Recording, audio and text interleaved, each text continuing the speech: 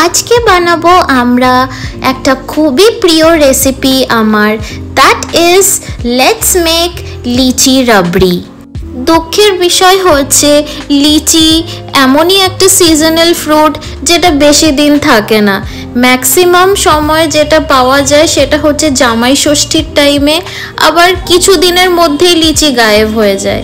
যাই হোক, ঠিক ততদিনের মধ্যেই কিন্তু আমাদের বানিয়ে নিতে হবে এই রেসিপিটি যতদিন লিচু থাকছে। ফার্স্ট অফ অল আমরা একটা কড়াইয়ের মধ্যে আমুল গোল্ড মিল্ক নিয়ে নিলাম। তারপর আমরা লিচুর খোসাগুলোকে ছাড়িয়ে লিচুগুলোকে ঠিক এমনিভাবেই আমরা টুকরো টুকরো করে ছুলবো। লিচিগুলোকে আমরা কোনো রকমে গ্রাইন্ড করব না বা ম্যাশ করব না, কিছু করব না, ঠিক এমনই ছোট ছোট করে টুকরো করব যেন রাবড়ি যখন আমরা খাবো লিচির ফ্লেভারটা ভালোভাবে যেন এনহ্যান্স হয়। সামার সিজন কিন্তু আমার একদমই পছন্দের সিজন না। The only thing that I love about summer is that Himsagar আম পাওয়া যায় আর লিচু পাওয়া যায়।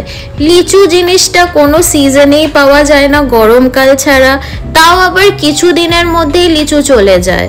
এইটা সবথেকে বড় হার্ট ব্রেকিং ফ্যাক্টর।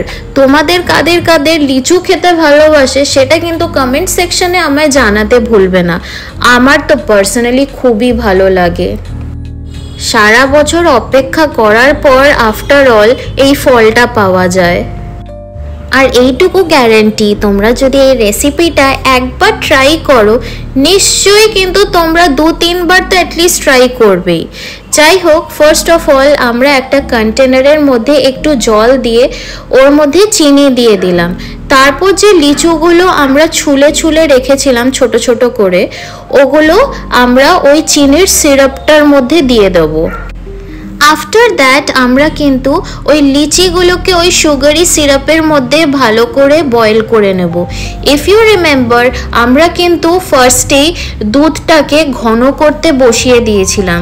সো আমাদের একটুখানি দুধটা ঘন ঘন হয়ে গেলে ওর মধ্যে আমরা আমুল পাউডার ঢেলে দেবো, যেন ওই রাবড়ি ফ্যাক্টরটা আরও বেশি ভালো করে এনহ্যান্স হতে এই আমুল দুধ পাউডারটা কিন্তু ইউজে আসে। তারপর ওটা ভালো করে আমরা স্টেয়ার করতেই থাকবো যেন ওটার কোনো টাইপ অফ লাম্পস না থাকে আর রাবড়িটা কিন্তু ওই ক্রিমি টেক্সচার ব্যাপারটা আসে। আমি কিন্তু এখানে কোনো রকমের এলাইচি পাউডার বা অন্য কোনো ডিফারেন্ট ফ্লেভার কিন্তু আমি ইউজ করব না এই দুধটার মধ্যে, বিকজ লিচির যে ফ্লেভারটা থাকবে ওই এলাইচি পাউডার বা ওগুলো দিলে না একটুখানি লিচি ফ্লেভারটা কম হয়ে যাবে। যাই হোক, for sweetener I used condensed milk. ও ছাড়া কিন্তু আমরা আর অন্য কোনো চিনি জাতীয় জিনিস ইউজ করব না। তারপর দুধটা যখন এমনিভাবে ঠিক ঘন ঘন হয়ে যাবে, আমাদের যে লিচুগুলো আমরা সুগারি সিরাপের মধ্যে অলরেডি প্রিপেয়ার করে রেখেছিলাম ওইগুলো কিন্তু আমরা আস্তে আস্তে করে ওই রাবড়িটার মধ্যে ঢেলে দেবো। তোমরা চাইলে কিন্তু এলাইচি পাউডার ইউজ করতে পারো, বাট আই পার্সোনালি প্রেফার যে যখন লিচির ফ্লেভারের কিছু বানাচ্ছি ওর মধ্যে অন্য কোনো ফ্লেভার অ্যাড না করি, বিকজ এইটার নিজেরই একটা এত সুন্দর স্মেল আছে যে অন্য কিছুর আর লাগে না অনেস্টলি। আমরা কিন্তু কন্টিনিউয়াসলি স্টেয়ার করে যাব until it's nice and thick and ওই রাবড়ি টেক্সচারটা আসছে। And once you are done, honestly this is a recipe that everyone will try at least twice এই লিচির সিজনে। আর অনেস্টলি বলতে গেলে এই রেসিপিটা কিন্তু খুবই easy recipe. It takes very minimal amount of ingredients to make it.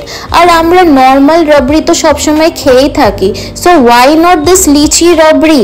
So it's a must try recipe. আর আমি এই লিচি রাবড়িটাকে ডেকোরেট করেছি with some rose petals and some pistachio. And if you like this recipe, then please do like and subscribe my channel and press the bell icon for more such amazing dessert as well as savory recipes. Thank you. And do not forget to share your opinion in the comment section.